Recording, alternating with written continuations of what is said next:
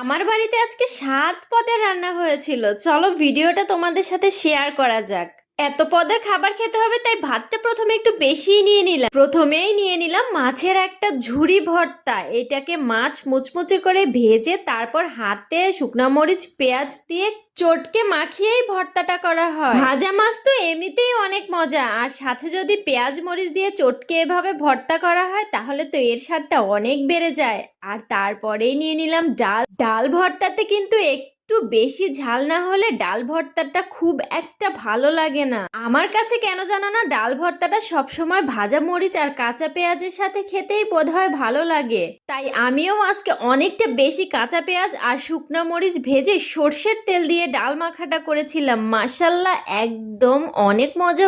এরপরেই ছিল বেগুন ভাজা। বেরেস্তা দিয়ে বেগুন ভাজা তো বেশ ভালো লাগে, তবে এখনকার সিজনের বেগুনগুলো যেন একটু কেমন, যতই টেস্টি করে ভাজার চেষ্টা করি না কেন ভেতরে যেন কেমন একটা শক্ত ভাব থেকে। যাই হোক, আজকের বেগুন ভাজাটা আমার কাছে এভারেজ লেগেছে, খুব একটা আহামরি ভালো কিছু ছিল, তবে একটু সাথে লেবু টকা দিয়ে নিয়েছিলাম শেষ পাতে, ভালো লাগছিল। কিন্তু লেবুর টক কিন্তু মুখে রুচি আনে। এরপরে ছিল একটু মিষ্টি কুমড়ো ভাজি। মিষ্টি কুমড়া আমার অনেক পছন্দের একটা সবজি। আজকের ভাজিটা কিন্তু ঝাল মিষ্টি লবণ সবকিছুতে একদম চড়া, একদম আমি আবার সাথে আরো একটু ভাত নিয়ে নিচ্ছি, কারণ আরো আরো আইটেম বাকি আছে। তো মাছের কিন্তু এরকম তেলের পেটি ভাজাগুলো মুচমুচে করে ভাজলে অনেক বেশি, ভাজি দিয়ে ভাতটা মাখিয়ে তারপরে মাছটা দিয়ে খেতে কিন্তু বেশ ভালো লাগে। তোমরা আমার ভিডিওটি কে কোন জেলা বা কোন বিভাগ থেকে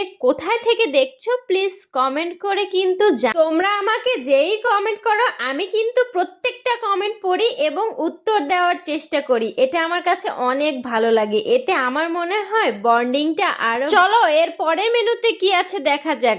এইটা হচ্ছে একটু ডিফারেন্ট আইটেম। আমি এই মাংসটাকে একটু ইউনিক করে রান্না, কিছুটা রোস্টও বলা চলে আবার কিছুটা আচারি মাংস টাইপেরও কিছু বলা চলে, কারণ এখানে আমি অনেকটা পরিমাণ আচার ইউজ করেছি। মাংসটা আমি রোস্টের মতো করেই রান্না করেছি, বাট এখানে আচারটা অ্যাড করার কারণে এর টেস্টটা একটু অন্যরকম লাগে। আচারি মাংসটা তোমাদের কার কেমন লাগে? আমার কিন্তু বেশ মজাই লেগেছে। টক মিষ্টি ঝাল সবকিছু মিলিয়ে তরকারিটা একদম 100-এ 100 পাওয়ার। আর তারপরের মেনুটা ছিল আমার আরো বেশি পছন্দের, রুই মাছ দিয়ে তরয়ের একটা পাতলা ঝোল।